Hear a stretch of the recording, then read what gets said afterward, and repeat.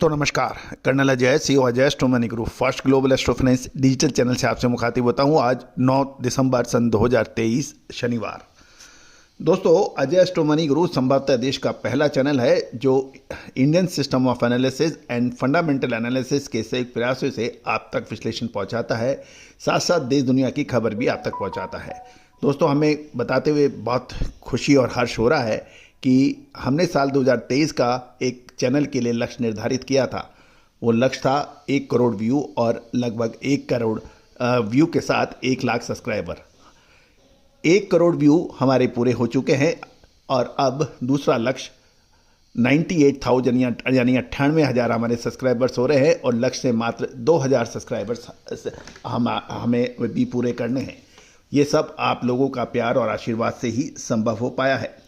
दोस्तों, खबर निकल के आ रही है कि सरकार ने प्याज के दामों पर कीमतों पर नियंत्रण करने के लिए प्याज के निर्यात पर प्रतिबंध लगाने का फैसला किया है।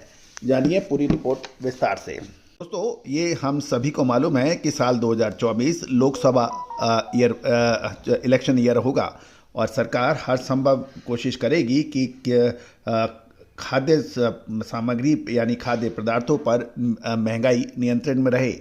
इस कड़ी में शुक्रवार को प्याज भी सरकार की नज़र में आ गया है और प्याज की निर्यात पर मार्च तक एक्सपोर्ट पर प्रतिबंध लगाने का फैसला किया गया है।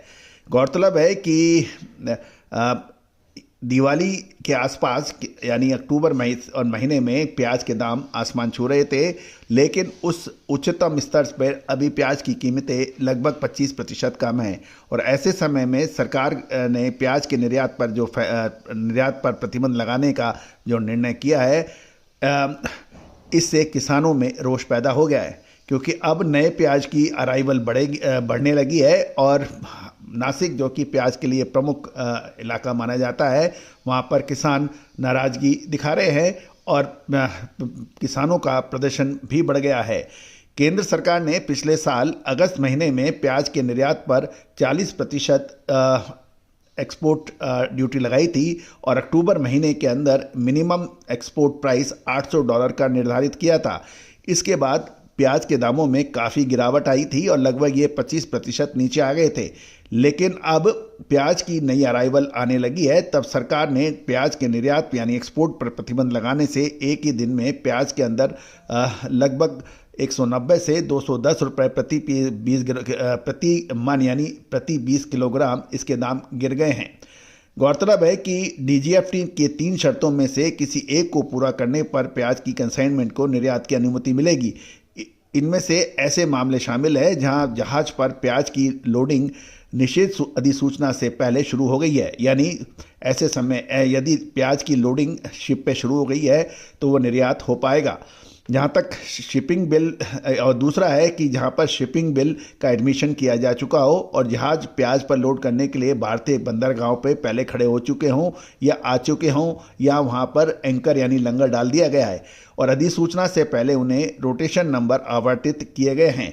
जहां प्याज की कंसाइनमेंट अधिसूचना उस सिस्टम में पंजीकृत होने से पहले सीमा शुल्क को सौंप दी गई है, जहां प्याज के खेप अधिसूचना के पंजीकरण से पहले निर्यात के लिए सीमा शुल्क स्टेशन में प्रवेश कर चुके हैं। इन अफवाद को छोड़कर निर्यात पर की जो एक्सपोर्ट पर प्रतिबंध लिखा जारी रहेगा। तो दोस्तों, ये एक महत्वपूर्ण सवाल ये है कि एक तरफ सरकार महंगाई रोकने के लिए पूर्ण प्रतिबद्ध है, जिससे आम उपभोक्ताओं को खाद्य सामग्री जिसमें प्याज एक बहुत महत्वपूर्ण रोल अदा करता है उसकी कीमतें नियंत्रित में रहे।